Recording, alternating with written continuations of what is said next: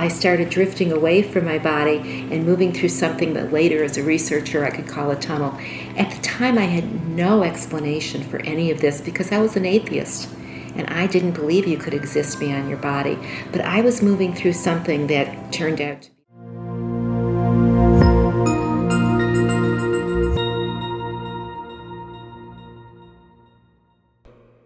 I had 5.5 hours of back surgery when I broke a vertebra in my back, and I woke up in a striker frame circle bed, which looks like a hula hoop or two hula hoops together, and there's a stretcher suspended in it, and I couldn't move. The bed moved me. And 2 days after surgery, I started to die, and they were doing all kinds of things to save me, and I lost consciousness. The whole thing was just so frightening. And the next thing I knew, I woke up out in the hallway, and I looked up and down the hall, and I thought, if they catch me out here, I'm going to get into trouble. I'm supposed to be suspended in that bed. So I turned around and came back into the room and looked down into the circle bed and saw my body. And that didn't bother me at all. I felt totally peaceful. It didn't bother me at all until I started drifting away from my body and moving through something that later, as a researcher, I could call a tunnel. At the time, I had no explanation for any of this because I was an atheist, and I didn't believe you could exist beyond your body. But I was moving through something that turned out to be the shape of a tunnel. And the next thing I knew, my grandmother was there. Now, she had been dead for 14 years, and I had never once believed that anybody existed beyond their death. And my grandmother just put her arms around me like she did when I was a child and pulled me into her chest. And the next thing I knew, we were re-experiencing all 19 years we were on the planet together. She died when I was 19. And I wasn't just experiencing these memories through my eyes or my heart. I could feel her too. I experienced everything she experienced, and I have a feeling that she experienced everything I did about the love we shared for each other. And I started moving away from her, but she told me, not with her mouth, but heart to heart, that she would always be there waiting for me.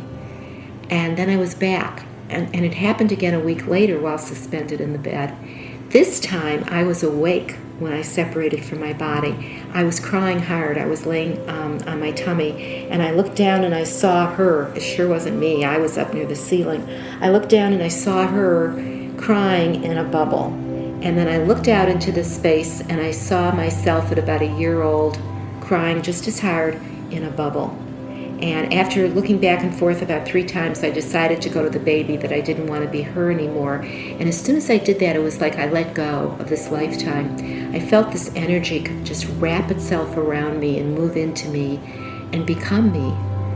And just like with my grandmother, this energy let me see through its heart and through its eyes. And now I can call it God. At the time, going from atheism to having this experience, I couldn't use a word, but now I know that was God comforting me. And together, we moved to the baby. And that baby was in a cloud that contained thousands of clouds, and thousands of bubbles. And in each bubble was another event from my life. So we had the experience together of bobbing through the bubbles, and at the same time there was a linear sequence of the 32 years I had been here in this lifetime. And I kept hearing myself say, no wonder, no wonder. And that meant, no wonder you are the way you are. Look at the abuse you had as a child. And when I would think that, this energy would hold me tighter. And looking at it now, it was such a powerful experience that if that energy wasn't holding me, I don't think I could have survived. I think I just would have exploded. Yeah. It wasn't an old man with a beard sitting in judgment of me at all. It was this very loving energy that had intelligence that we just can't even begin to understand, trapped in our brain, with the brain that we have. It was such intelligence that understood everything. And at the same time, no matter what I had done wrong, and there were things I had done wrong in my life, that energy, that intelligence just accepted me the way I am, just loved me the way I am, and let me know that the world, that the universe is so much bigger than we can comprehend. And if I would keep at it, if I would keep growing and learning that there's joy, and even more important than the joy, God let me know there's peace, because I had never had any peace.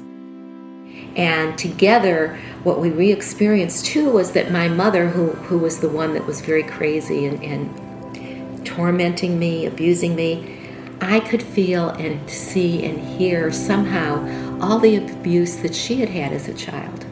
So there was like instant forgiveness because there was instant understanding. And then I was back here in this reality, and it's taken me 37 years to figure out and to integrate all of this wonderful stuff that happened to me. Well, before the experience, what I had done is become very bitter and dried up because of the abuse. And I wasn't living authentically. I was living from a false self or an inflated ego. And my God was materialism. So, we had the perfect house and the perfect cars. We had an airplane, a swimming pool, you name it. We had all the materialism you could ask for, 3 beautiful children, but it was hollow. And after the experience, except for my relationship with my children and my husband at the time, those mattered. But the materialism wasn't important anymore. I went back to school and I became a respiratory therapist, and I worked in ICU, and my patients were telling me about their experiences. This became the real, authentic me.